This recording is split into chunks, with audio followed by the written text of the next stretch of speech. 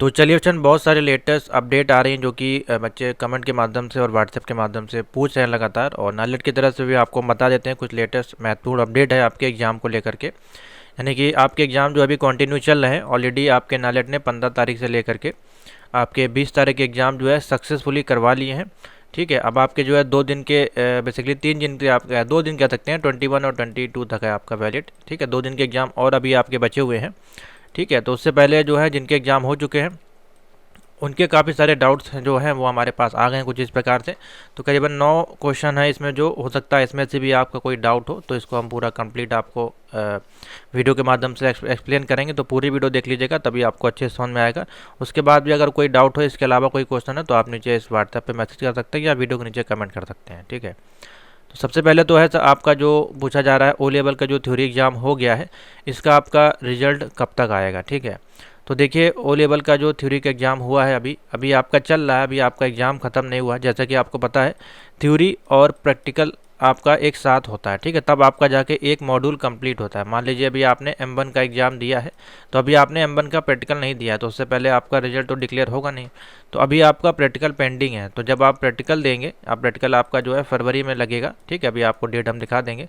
तो जब आप प्रैक्टिकल का एग्ज़ाम दे लेंगे, उसके बाद ही आपका रिजल्ट जो है डिक्लेयर किया जाता है। ठीक है, तो उसके लिए हम अलग से वीडियो बना देंगे, थ्योरी और प्रैक्टिकल का जो रिजल्ट कब तक आएगा। ठीक है, कंप्लीट आपको दिखा देंगे। तो अभी आपका रिजल्ट आने में टाइम है, फिर भी आप ये मान के चल सकते हैं मार्च तक जो है आपका लास्ट में देखने को मिल सकता है, या अप्रैल भी जा सकता है। ठीक है, दूसरा क्वेरी जो आपकी आ रही है वो है आंसर की को लेकर, कि जो अभी आपने एग्ज़ाम दिए हैं CBT वाले ऑनलाइन। ठीक है, तो क्या इसकी कोई आंसर की नालेट जारी करता है ऑफिशियल, या किसी बुक में इसके आंसर की हमको मिल सकती हैं, या वेबसाइट पे क्या है इसकी कोई पब्लिश किया जाता है। तो देखिए, जैसा कि आपको पता है, जब से आपके CBT के एग्ज़ाम हुए, जैसे कि आपका CCC, ECC और BCC के या CCC+ के एग्ज़ाम होते हैं, तो सेम आपका अब ओ लेवल का भी एग्ज़ाम होने लगा है। इससे पहले आपको जो है पेपर मिलता था। ठीक है, तो वो पेपर आपको घर के लिए मिलता था, आप उसके आंसर की घर पे आके इंटरनेट के माध्यम से या चैनल के माध्यम से देख पाते थे। ठीक है, अभी क्या है, आपके 100 MCQs आते हैं ऑनलाइन बेस पे, और ये जो हैं रिपीट होते हैं। ठीक है, रिपीट होने के कारण जो है इसकी आंसर की और क्वेश्चन को रिवील नहीं किया जाता है। लेकिन नालेट को इसमें कुछ ऐसा करना चाहिए कि जिस दिन आपका एग्ज़ाम हो, एग्ज़ाम देने के बाद वहीं पे आपका 100 में से कितने मार्क आपके आए हैं। जैसे कि हम लोग आपको सॉफ्टवेयर प्रोवाइड कराते हैं ऑनलाइन माध्यम से प्रैक्टिस वाले, सेम उसी प्रकार से वहीं पे आपको रिजल्ट शो हो जाना चाहिए कि हाँ, आपको 55 सही मिले हैं, या 60 सही मिले हैं, या 70 सही मिले हैं। तो आपको उसी दिन आपको पता चल जाएगा आपका रिजल्ट। ठीक है, लेकिन पता नहीं ऐसा क्यों नहीं किया जा रहा है, उसका कोई भी रीज़न हो सकता है। ठीक है, तो फिलहाल इसमें आपकी कोई भी ऑफिशियल आंसर की नहीं बताई जाती है, ना ही आपका कोई भी एक भी क्वेश्चन आपका जो है नालेट पब्लिश नहीं करता है। ठीक है, क्योंकि ये क्वेश्चन आपके रिपीट होते हैं। ठीक है, क्योंकि सॉफ्टवेयर एक बार बन जाता है तो वो सॉफ्टवेयर में वही क्वेश्चन आपके चलते रहते हैं। हाँ, सेट बदल सकता है, क्वेश्चन ऊपर नीचे हो सकते हैं, लेकिन बार बार क्वेश्चन उसमें फीड नहीं किए जाते हैं। चेंजमेंट होता है हर साल, लेकिन इतनी मात्रा में नहीं होता है, क्वेश्चन रिपीट हो जाते हैं। ठीक है, जिस कारण से आंसर की आपको नहीं दी जाती है। उसके बाद आपका देखिए, थ्योरी एग्ज़ाम नहीं दे पाए थे। तीसरा क्वेश्चन है, देखिए थ्योरी एग्ज़ाम जो हम नहीं दे पाए थे, तो क्या प्रैक्टिकल एग्ज़ाम में बैठ सकते हैं? जी हाँ, बिल्कुल बैठ सकते हैं। अगर जिन लोगों ने 15 तारीख से लेकर के 22 तारीख के बीच में आपने अगर थ्योरी के एग्ज़ाम नहीं दे पाए, किसी भी कारणवश आप एब्सेंट हो गए हैं, या फिर आपका कोई और सब्जेक्ट यानी कि ग्रेजुएशन का या कोई आपका गवर्नमेंट जॉब का एग्ज़ाम था और उसकी वजह से आपका थ्योरी का एग्ज़ाम जो है छूट गया है, आप एब्सेंट हो गए हैं, तो आपके रिजल्ट में एब्सेंट लिख के आएगा। ठीक है, आपको वहाँ पे कुछ नंबर नहीं मिलेगा, आपको एब्सेंट लिख के आएगा। ठीक है, तो ये आप ध्यान रखिए, फेल लिख के नहीं आएगा, एब्सेंट लिख के आएगा। तो क्या आप प्रैक्टिकल का एग्ज़ाम दे पाएंगे? जी हाँ, बिल्कुल आप दे पाएंगे, क्योंकि प्रैक्टिकल का एग्ज़ाम डेट और आपका एडमिट कार्ड अलग आता है। लेकिन बेनिफिट आपको कुछ नहीं मिलने वाला है, क्योंकि आपका जो है थ्योरी के एग्ज़ाम में 0 हो जाएंगे, जो कि मिनिमम पासिंग मार्क आपका 33 आपको लाना होता है। तो एब्सेंट होने के कारण क्या होगा, आपको दोनों मिला के ओवरऑल यानी कि जो भी जिस भी मॉड्यूल में आप एब्सेंट होंगे उसका वेटेज जो है 50% नहीं बनेगा। तो 50% ना बनने के कारण क्या है, आपको फेल घोषित कर दिया जाएगा। तो इस प्रकार से है इसका रूल जो आपका चेंज हुआ है 2022 जुलाई से। ठीक है, तो लेकिन जिन लोगों ने थ्योरी नहीं दे पाया, तो हम आपसे कहेंगे, अगर आपका सेंटर किसी दूसरे शहर में नहीं गया है, तो आप अगर आपके सेम शहर में ही गया तो आप प्रैक्टिकल का एग्ज़ाम देने ज़रूर जाइएगा। वहाँ पे आपको जो है क्वेश्चन देखने को मिलेंगे, आपको एक तरह से प्रैक्टिस मिल जाएगी लाइव तौर पे। नेक्स्ट टाइम जब आप पेपर देंगे तो आपको दिक्कत नहीं होगी, ठीक है। लेकिन हाँ, अगर किसी दूसरे शहर में चला गया है, 100 किलोमीटर के बाहर सेंटर चला गया है, तो फिर आप एक बार सोच सकते हैं, फिर आप अगली बार अच्छे से तैयारी करके और फिर से आप देने जाइए, ज़्यादा बेस्ट आपके लिए रहेगा, ठीक है। नंबर 4 पॉइंट है, देख लीजिए। जो 15-16 जनवरी को आपके जो एग्ज़ाम हुए उसमें आपका 30 सेकंड का टाइम दिया गया था। 1 सेकंड मतलब एक क्वेश्चन को करने के लिए 30 सेकंड तक वहाँ पे आपको वेट करना था, तब आपका जो है दूसरा ऑप्शन आपका ओपन हो रहा था। लेकिन पहले क्या होता था, 100 के 100 क्वेश्चन होते थे, आपको पहला नंबर आता तो आप पहले पे क्लिक करते थे, 10वां नंबर आता तो आप 10 पे क्लिक करते थे और आंसर क्वेश्चन आपके सामने आ जाता था। उससे बेनिफिट ये होता था कि जो आपको पहले आ रहा आप उस पर फटाफट टिक कर देते थे, कम से कम आपके जो है 50+ नंबर आपके सिक्योर हो जाते थे। अब इसमें क्या है, आपको एक एक के लिए रुकना पड़ेगा और एक पे आपको पूरा समय देना ही पड़ेगा। तो इसको अगर हम देखें, जो तैयारी करने वाले स्टूडेंट हैं उनके लिए तो ये बेस्ट ऑप्शन है। लेकिन जो 50-50 तैयारी करके जाते हैं वो इसी चक्कर में रहते हैं कि हम पहला कर लें, फिर 100 नंबर पे आ जाएं सीधे, फिर 50 नंबर पे आ जाएं। वो ये देखते हैं कि जितना सरल क्वेश्चन हमको मिल जाए उतनी जल्दी हम कर दें, ठीक है। तो उनके लिए ये दिक्कत वाली बात हो सकती है, लेकिन इसके पॉजिटिव भी हैं और इसके नेगेटिव भी हैं, ठीक है। इससे क्या होगा, नॉलेज देखिए यहाँ पे क्या करना चाह रहा है उसको समझिए। सिंपल सा वो ये कहना चाह रहा है कि आप 100 के 100 क्वेश्चन अटैम्प्ट करिए। ऐसे क्या होगा, आप 100 के 100 क्वेश्चन अटैम्प्ट कर पाएंगे। आप 30 सेकंड तक कम से कम आप एक क्वेश्चन को देखेंगे तो कम से कम उसमें आप जो है टिक तो करेंगे। ऐसे क्या होगा, आप 1 पे भागेंगे, फिर 5 पे भागेंगे, फिर 10 पे भागेंगे, फिर लास्ट का जो टाइम बचेगा उसमें आप भगदड़ कर देंगे। हो सकता है किसी सेंटर पे कोई दिक्कत हुई हो इस प्रकार से, इसीलिए इसको देख करके किया गया। इसके दोनों ही देखिए पहलू हैं, प्लस पॉइंट भी है, नेगेटिव पॉइंट भी है। बाकी अलग अलग सबकी मानसिकता है, चैनल पे आपको बताया जा रहा होगा कि गलत है और सही है। CCC में देखिए आपका इसी प्रकार से हो गया है, पहले भी था आपका, लेकिन अभी यहाँ पे जो है सुनने में आया बच्चों को 30 सेकंड का टाइम दिया जा रहा है, ठीक है। तो ये देखिए ठीक भी है और गलत भी, हम नहीं कहेंगे इसको। तो ये ठीक है क्योंकि आप 30 सेकंड तक कम से कम एक क्वेश्चन को देखेंगे और उसमें आप गोला फिल करेंगे। देखिए नेगेटिव मार्क तो है नहीं, आप उसको बाद में लेके करें या पहले कर दें 30 सेकंड में तो एक ही बात है। और 1 घंटे में ईजिली आप जो है यहाँ पे क्वेश्चन कर सकते हैं 100, ठीक है। 1 घंटे में ईजिली कर सकते हैं क्योंकि 1 मिनट में आपके 2 क्वेश्चन होंगे तो करीबन 120 क्वेश्चन आप 90 मिनट में ईजिली कर पाएंगे, ठीक है। तो इस प्रकार से है, कोई इशू नहीं है, इसको ज़्यादा इशू ना लीजिए।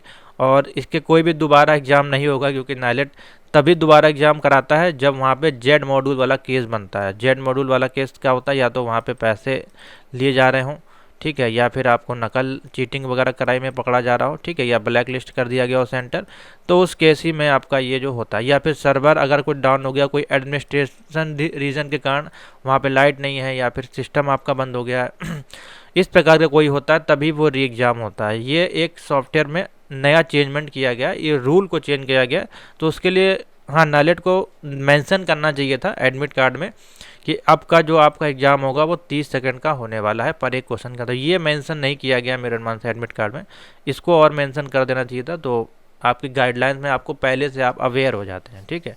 लेकिन कोई बात नहीं, अब आपको पता चल गया होगा, ठीक है। तो ज़्यादा इशू नहीं है, एग्ज़ाम आपका फिर से नहीं होगा, आपको जो है इसी प्रकार से अब देना पड़ेगा। तो तरीका हमने बता दिया कि 1 से लेकर 100 तक अब आपको करने हैं और नेगेटिव मार्किंग होती नहीं, तो एक एक क्वेश्चन को पढ़िए और करते जाइए, आगे बढ़ाने के चक्कर में ना रहिए, ठीक है। जो है उसी को करिए, चाहे वो आता हो चाहे ना आता हो।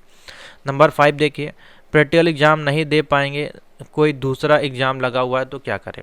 मान लीजिए आपने थ्योरी का एग्ज़ाम दिया है, ठीक है, और प्रैक्टिकल आपके जब स्टार्ट होने वाले हैं 8 तारीख से, 8 फरवरी से स्टार्ट होंगे, और इसको आप नहीं दे पाएंगे क्योंकि आपका इसी बीच कोई और एग्ज़ाम लगा हुआ है। तो देखिए वही बात हो गई, या तो अगर आप थ्योरी का एग्ज़ाम दिए और प्रैक्टिकल नहीं दे पाएंगे, और अगर आपने प्रैक्टिकल का एग्ज़ाम दिया और थ्योरी नहीं दे पाएंगे, तो दोनों ही केस में आपका जो है 50% नहीं बन पाएगा क्योंकि आपको मिनिमम 33 मार्क्स चाहिए और वहाँ पे आपका एब्सेंट घोषित कर दिया जाएगा, तो फिर आप फेल हो जाएंगे, ठीक है।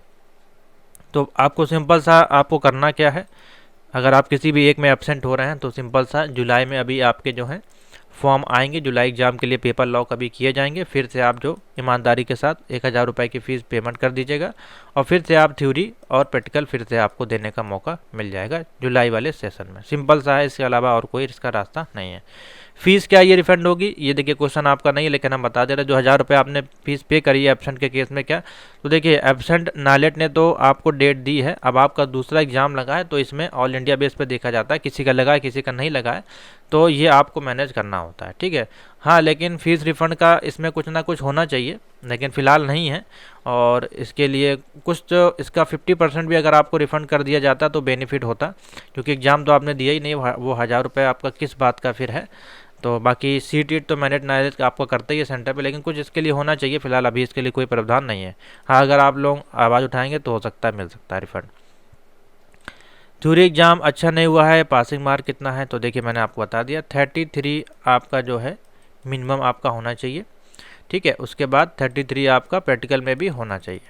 लेकिन अगर इन दोनों का वेटेज निकालेंगे, यानी कि इसको जो है 0.60 से मल्टीप्लिकेशन करना है, इसको 0.40 से मल्टीप्लिकेशन करना है, और उसके बाद जो इसका वेटेज आएगा वो 50% होना चाहिए। तो मैंने आपको बताया है एवरेज आप लेके चलिए थ्योरी और प्रैक्टिकल का मिला के। आपको प्रैक्टिकल में ज़्यादा नंबर लाने हैं, थ्योरी में अगर कम भी लाएंगे तो आपका काम चल जाएगा, ठीक है। तो वही आप मान के चलिए रेशियो कुछ इस प्रकार से, जैसे कि 55 और इधर 75 या 80 का एवरेज आप लेके चलेंगे तो ये आपका जो है 50% बनेगा, ठीक है। तो इस प्रकार से एवरेज लेके चलिए कि थ्योरी में आपके 55 नंबर करीबन आ जाएँ और प्रैक्टिकल में 60 प्लस 70 प्लस आएंगे तो ईजिली आपका डी ग्रेड बन जाएगा, ठीक है। तो इस प्रकार से है।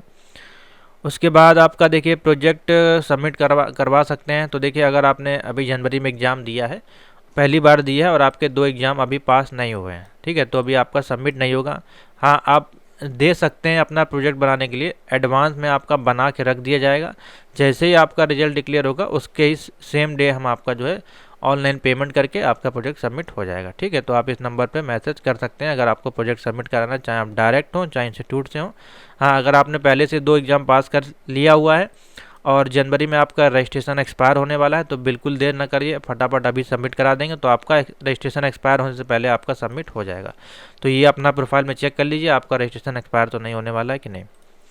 उसके बाद एग्ज़ाम लॉग अब कब से होंगे, तो एग्ज़ाम लॉग वही मान के चल सकते हैं रिजल्ट आपका अप्रैल तक, तो मई में आपके जो है स्टार्ट कर दिए जाएंगे और जुलाई अगस्त में इसके एग्ज़ाम होंगे।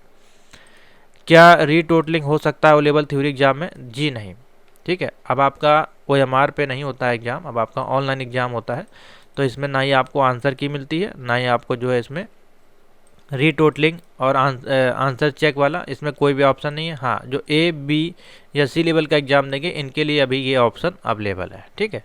तो ये है सिंपल सी आपकी लेटेस्ट अपडेट, जो इस क्वेश्चन आपके थे वो मैंने आपको बता दिए हैं।